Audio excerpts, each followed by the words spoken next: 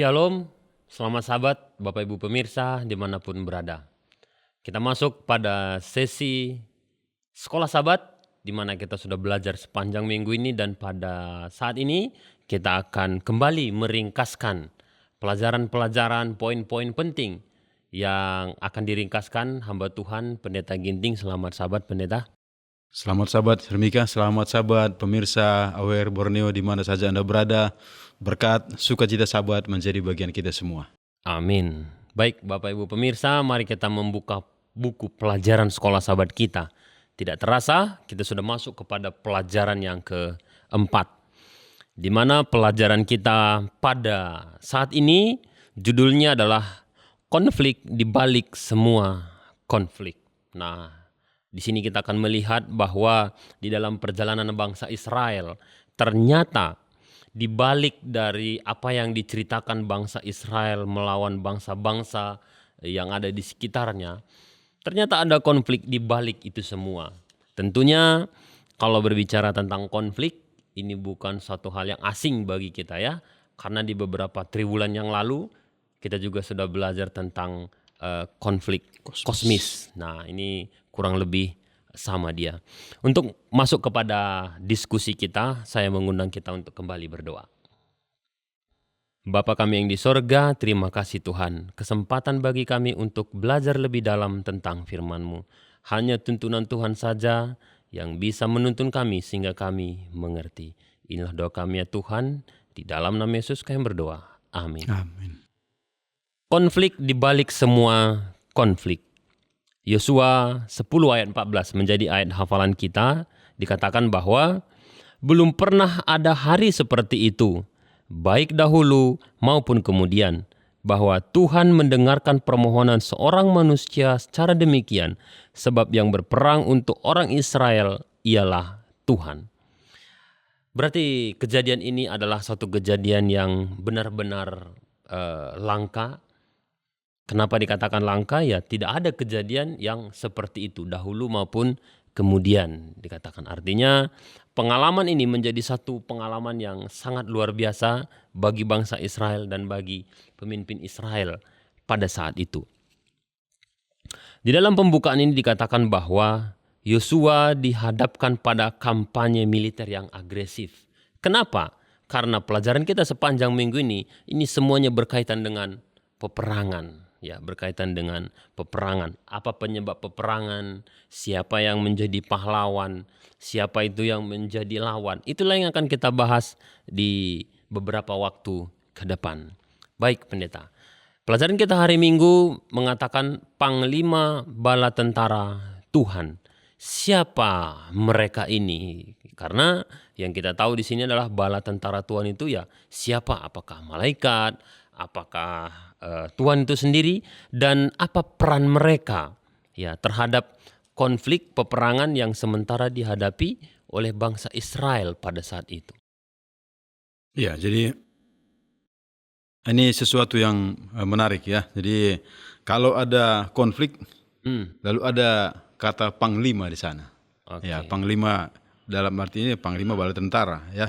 Jadi kalau kita lihat di bacaan ini, maka kita akan melihat istilah ini di bagian tengah. Meskipun ungkapan panglima bala tentara Tuhan adalah unik dalam Alkitab Ibrani, kombinasi istilah panglima dan bala tentara selalu mengacu pada pemimpin militer. Kata bala tentara dalam Alkitab dapat merujuk pada pasukan militer, para malaikat, atau makhluk angkasa.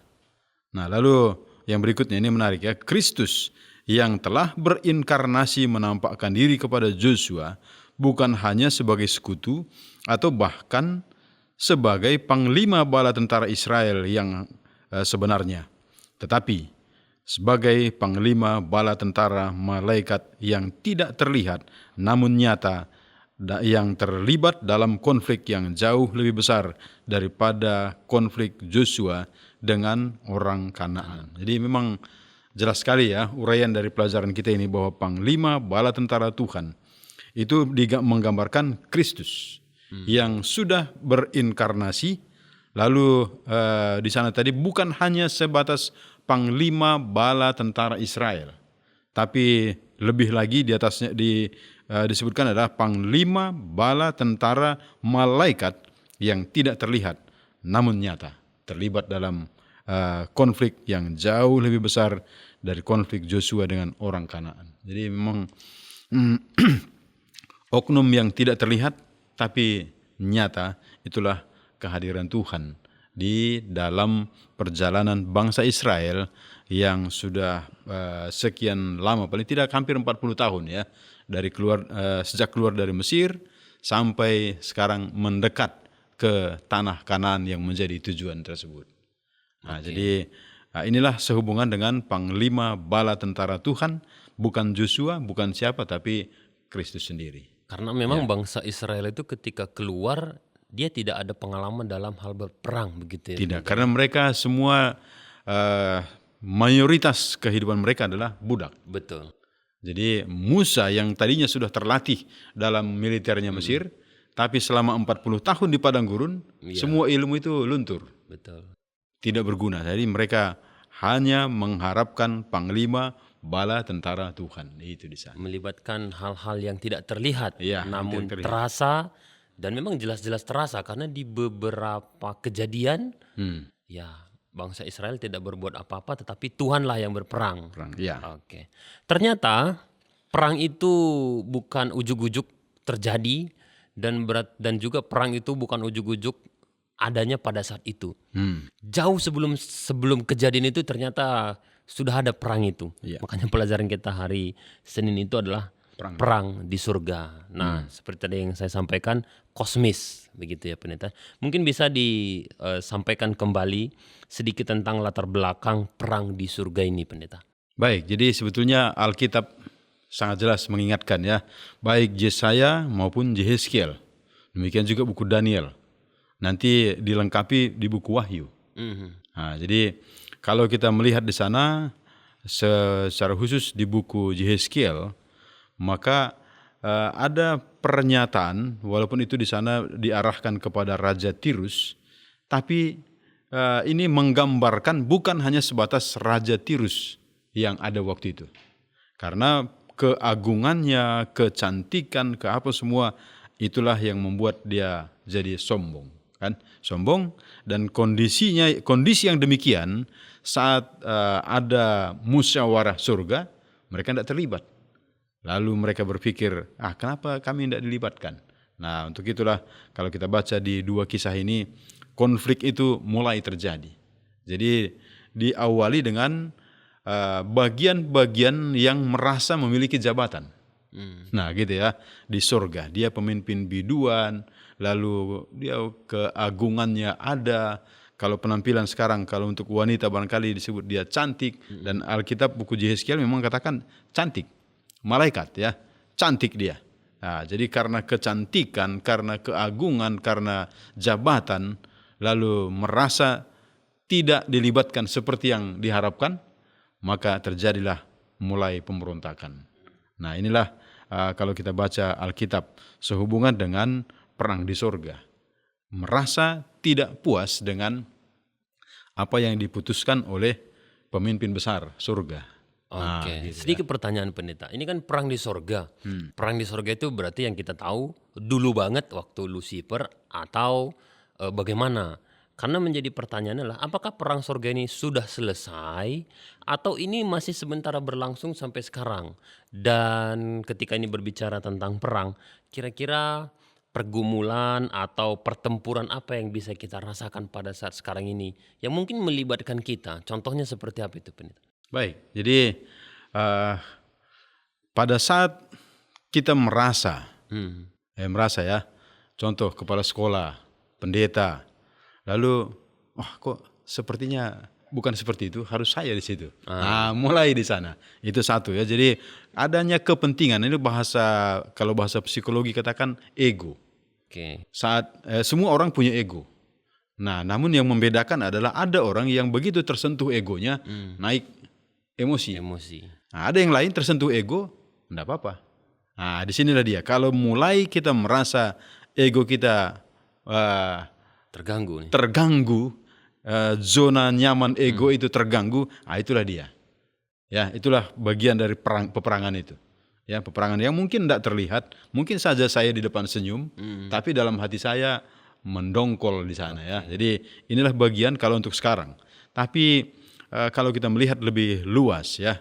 Jadi sekarang saat seseorang bertobat itu tidak serta-merta dia enak-enak aja. Betul. Ada pergumulan. Biasanya akan ada goncangan-goncangan. Ini karena beda pindah kerajaan ini ceritanya. Dari kerajaan satu ke kerajaan ini. Dan itu tidak enak. Karena kerajaan sana juga mau tarik dari kerajaan ini. Nah, jadi begitu warganya ditarik, nah dia juga keberatan. Nah seperti itulah dia. Jadi tapi ya inilah semua awalnya kan dari kerajaan kebaikan. Betul. Nah, tapi karena mulai ada tadi ego yang tersentuh, maka mulailah timbul pikiran yang aneh-aneh. Ya, itulah sedikit sehubungan dengan perang di surga atau untuk sekarang yang skop lebih kecil di masing-masing pribadi boleh rasakan atau di gereja. Nah, inilah dia. Karena kerajaan yang satu tidak menyenangi kalau di gereja itu damai sejahtera. Betul. Bagaimana supaya selalu ada gesekan-gesekan. Lalu kedua, bagaimana satu kerajaan ini tidak senang kalau gereja itu aktif. Ya, aktif bersaksi, aktif menginjil. Nah, ini akan menjadi satu bahan pemikiran, bahan yang mengganggu kenyamanan dari kerajaan yang satu. Nah, begitu dia. Baik, terima kasih Pendeta. Bapak Ibu pemirsa, kita sudah melihat bahwa kita pun masih terlibat di dalam peperangan itu. Namun saya percaya tidak lagi kurang firman Tuhan yang perlu kita pelajari, tidak lagi kurang contoh-contoh peperangan yang perlu kita baca. Tentunya kita sudah pasti memutuskan untuk selalu berpihak kepada kebenaran. Kita kembali kepada bangsa Israel, bahwa seperti tadi saya sampaikan bahwa mereka tidak dibekali dengan ilmu perang, kesiapan, dan bahkan alat pun tidak. Ya. Nah, tetapi bagaimana mereka bisa dinyatakan menang melawan musuh-musuh mereka? Pelajaran kita hari Selasa, Tuhan adalah pahlawan. Nah, menjadi satu pertanyaan Pendeta. Tuhan adalah pahlawan, tapi kan sering sekali bangsa Israel ini melupakan dan bahkan menyakiti hati Tuhan. Tapi bagaimana ini bisa dikatakan Tuhan adalah pahlawan? Baik, jadi memang pelajaran kita ini mengingatkan dan sejarah keluarnya bangsa Israel dari Mesir. Ini ada beberapa hal yang kita perlu perhatikan seperti tadi. Ya, awalnya mereka keluar dari Mesir, tidak ada ilmu yang diberikan kepada mereka. Oh, nanti kalau ketemu binatang buas di jalan, lakukan begini, ini begini. Kalau kita sekarang kan ada ilmu P3K ya. Iya. P3K atau apa lagi istilah survival itu? Iya, survival. Nah, Bertahan jadi hidup. Bertahan hidup. Kalau ada yang pingsan di jalan, adakan CPR. Ini mereka tidak ada dikasih bekal seperti itu. Apalagi peperangan. Ya, mereka tidak ada punya latar belakang itu karena mayoritas ataupun keseluruhan bangsa Israel saat di Mesir di bagian akhir hidup mereka semua dalam perbudakan. Ya, walaupun akhirnya mereka berteriak juga oleh situasi perbudakan itu sehingga Tuhan mengambil mengingat janji yang pernah disampaikan kepada Abraham, Ishak dan Yakub. Nah, itulah awalnya sehingga kalau kita perhatikan bagaimana saat mereka keluar, mereka tidak ada seperti tadi kemampuan, senjata juga mereka tidak punya. Walaupun ada kisah seperti ini berperang. Nah, jadi ingat saudara-saudara sekalian, peperangan itu tidak selamanya harus disertai senjata. Nah, begitu ya.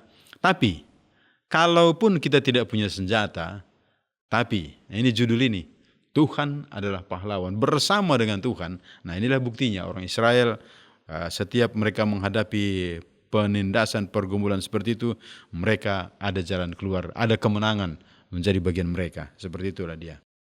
Oke, baik, terima kasih. Dan satu judul di hari Rabu ini merupakan satu kalimat yang sangat luar biasa. Tuhan akan berperang untuk kamu. Nah, pertanyaannya begini Pendeta, pelajaran kita pada minggu yang lalu itu berbicara bahwa kasih karunia itu tidak datang begitu saja. Itu bukan berarti meniadakan usaha daripada manusia itu. Bahwa bangsa Israel harus ada usaha. Tetapi di dalam pelajaran kita hari Rabu ini dikatakan bahwa orang Mesir yang kamu lihat hari ini tidak akan pernah kamu lihat lagi. Artinya mereka kalah, begitu ya. Tuhan akan berperang untuk kamu, kamu hanya perlu berdiam diri. Nah, bagaimana kira-kira kita bisa merespon ini? Apa makna daripada berdiam diri? Apakah ini ya kita tidak perlu ngapa-ngapain supaya besok hari ketika kita ada pergumulan, kita berdoa, ya sudah kita tidak perlu ngapa-ngapain. Nah, gimana maknanya ini pendeta? Baik, tentu ini adalah kisah saat mereka menyeberangi Laut Teberau kan. Jadi Tuhan katakan, lihat ke belakang dan kamu tidak akan melihat lagi mereka untuk seterusnya, untuk selama-lamanya. Ya memang betul begitu orang Israel keluar dari perjalanan tengah laut itu, begitu mereka mendarat, maka tentara Mesir Hanyut. sementara di tengah-tengah. Tengah. Dan air itu disatukan kembali dan mereka semua mati tenggelam di sana. Jadi betul lah, mereka tidak melihat lagi. Nah, lalu ada kalimat yang menarik tadi ya, kamu hanya perlu berdiam diri. Nah, apa artinya berdiam diri di sini? Apakah berpangku tangan saja? Kalau dalam hal ini kita melihat adalah mereka dalam kasus ini tidak melakukan sesuatu, entah mereka lempar batu kah, atau mereka pukul kah, atau mereka tarik tali kah di situ untuk menjadi jebakan bagi mereka. Tidak perlu. Berdiam diri dalam arti untuk mengalahkan musuh, mereka tidak ada ambil bagian sama sekali di situ. Ya, jadi inilah sebetulnya pernyataan Tuhan untuk orang Israel supaya mereka yakin sekali dengan perlindungan Tuhan. Oke. Nah, begitu ya, yakin. Nah, tapi apakah memang seperti itu?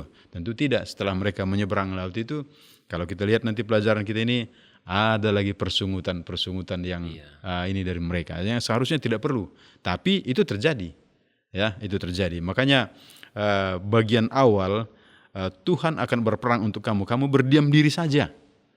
Nah, ini sebetulnya mengingatkan kepada mereka supaya ya betul-betul yakinlah bagaimana Tuhan menuntun mereka. Artinya Tuhan bertindak untuk mereka, bukan hanya sebatas menuntun, bertindak untuk mereka. Itulah judul ini, Tuhan akan berperang untuk kamu. Nah, gitu. Oke. Tapi kita yakin bahwa Tuhan yang berperang untuk bangsa Israel, Tuhan yang sama masih menuntun kita pada saat sekarang ini ya pendeta, dalam pergumulan kita. Ada kalimat di pelajaran kita ini kan disebut seperti ini. Intervensi Allah yang ajaib bagi bangsa Israel yang tidak berdaya, yang tidak terlatih dalam keterampilan militer menjadi polanya. Keluaran menjadi model. Paradigma untuk intervensi Tuhan atas nama Israel. Di sini tidak hanya pertempuran yang dilakukan oleh Yahweh, tetapi Israel diminta untuk tidak berperang. Nah, itu ya. Jadi tidak disuruh berperang, hanya berdiam diri saja. Lihat. Nah, begitu ya. Nah, namun di bagian berikutnya, Allah adalah sang pejuang, inisiatif adalah miliknya. Dia menetapkan strategi, menentukan cara, dan melakukan kampanye. Jika Yahweh tidak berperang untuk Israel, mereka tidak memiliki kemungkinan untuk berhasil.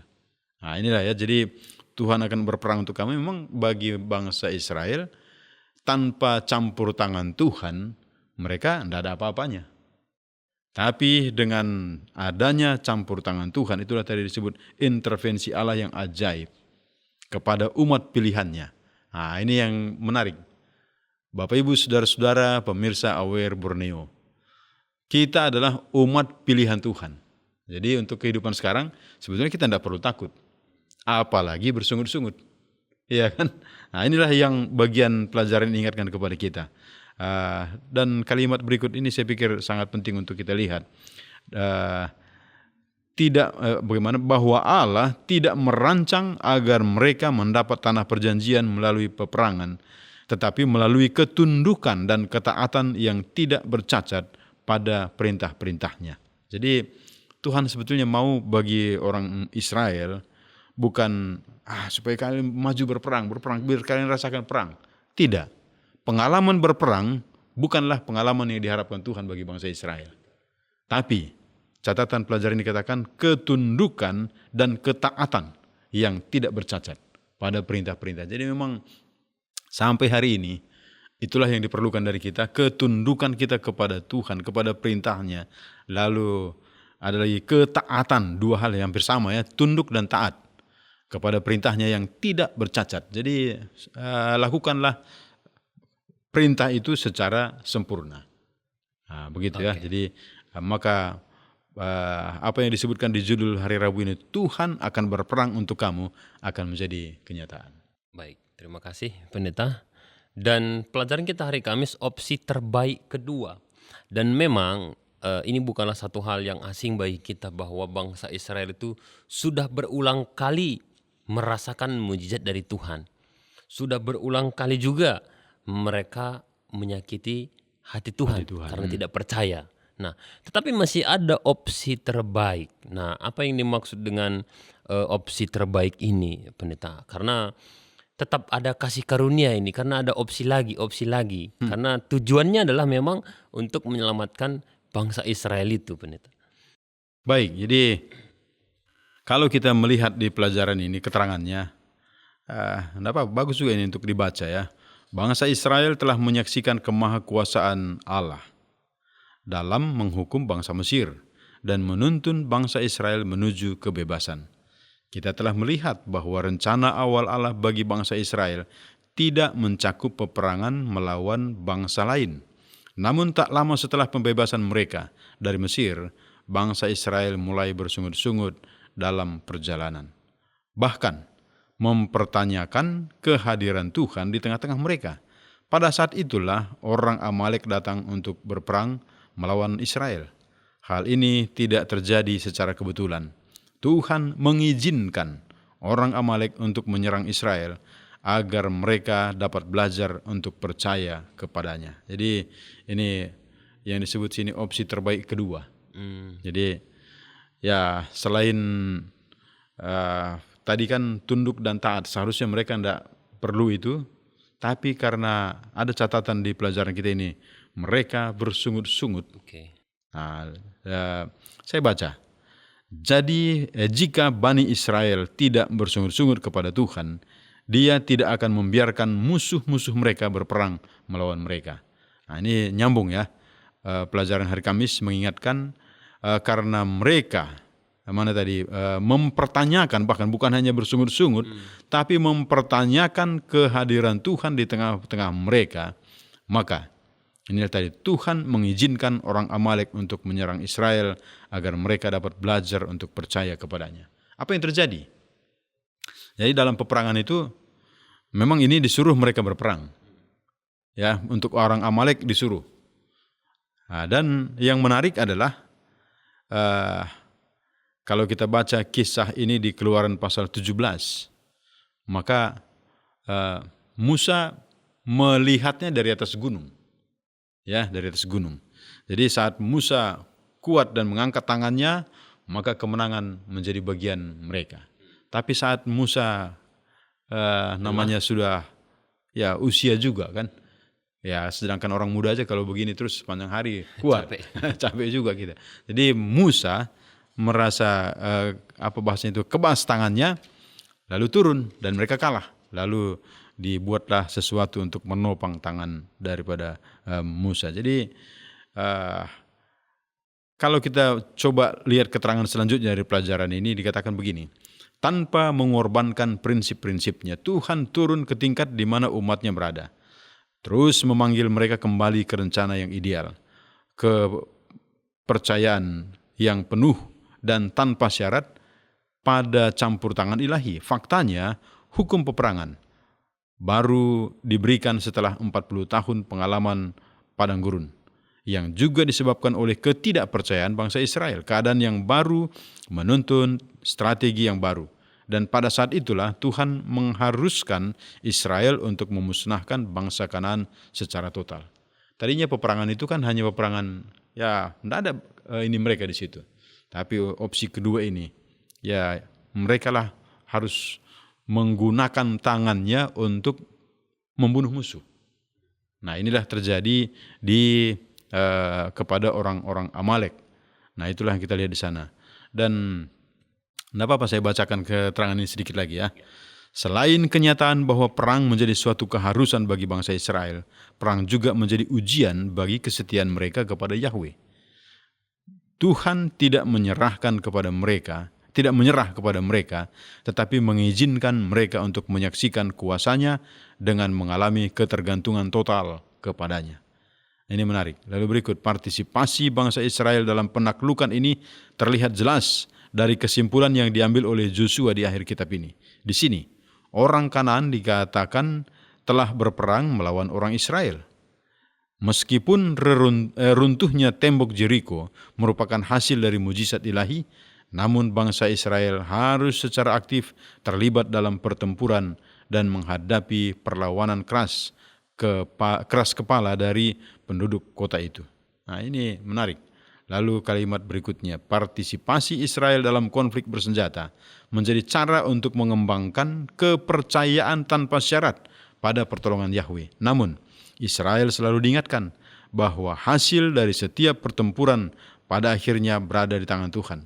Dan satu-satunya cara mereka dapat mengaruhi hasil dari konflik militer adalah melalui sikap iman dan ketidakpercayaan mereka terhadap janji-janji Tuhan. Pilihan ada di tangan mereka sendiri. Jadi opsi terbaik ini adalah kembali melibatkan. Kalau tadi kan mereka hanya menyaksikan. Betul. Tapi sekarang mereka harus terlibat dalam peperangan tersebut. Ya. Oke, baik. Terima kasih Pendeta. Bapak Ibu pemirsa, kita sudah melihat bagaimana penjelasan yang disampaikan oleh Pendeta kepada kita. Sebelum kita mendengarkan apa yang menjadi kesimpulan yang disampaikan oleh Pendeta, kita sudah melihat bagaimana konflik di balik semua konflik. Dan ternyata di situ Tuhan terlibat untuk umat pilihannya. Pada saat itu adalah bangsa Israel. Dan kita percaya konflik itu sampai sekarang tetap ada sampai nanti kedatangan Tuhan yang kedua kali. Di dalam keterlibatan kita di dalam konflik, saya mengundang kita untuk selalu memilih mengambil keputusan yang benar dan berpihak kepada kebenaran. Kita akan mendengarkan kesimpulan yang akan disampaikan oleh Pendeta. Baik, jadi Bapak Ibu saudara-saudara yang kekasih dalam nama Tuhan, kita bersyukur pelajaran ini mengingatkan kepada kita kembali bahwa dalam perjalanan kehidupan orang Israel dari Mesir menuju tanah Kanaan, bagi kita sekarang adalah kita sedang dalam perjalanan menuju Kanaan semawi, Kanaan rohani, ya, Kanaan semawi, surga. Nah, dalam perjalanan kita ini hati-hati dengan bersungut-sungut. Itu satu ya. Ini catatan penting dari pelajaran kita ini, sungut-sungut. Sungut-sungut menyatakan bahwa kita tidak percaya dan kita meragukan kebaikan Tuhan. Hati-hati Bapak Ibu. Jadi percayalah tetap. Kalau berulang kali kalau kita baca di Alkitab, Mazmur pasal 37, percayalah kepada Tuhan.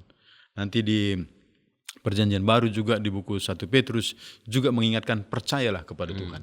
Jadi dari Perjanjian Lama sampai ke Perjanjian Baru, hal ini sangat perlu. Percaya.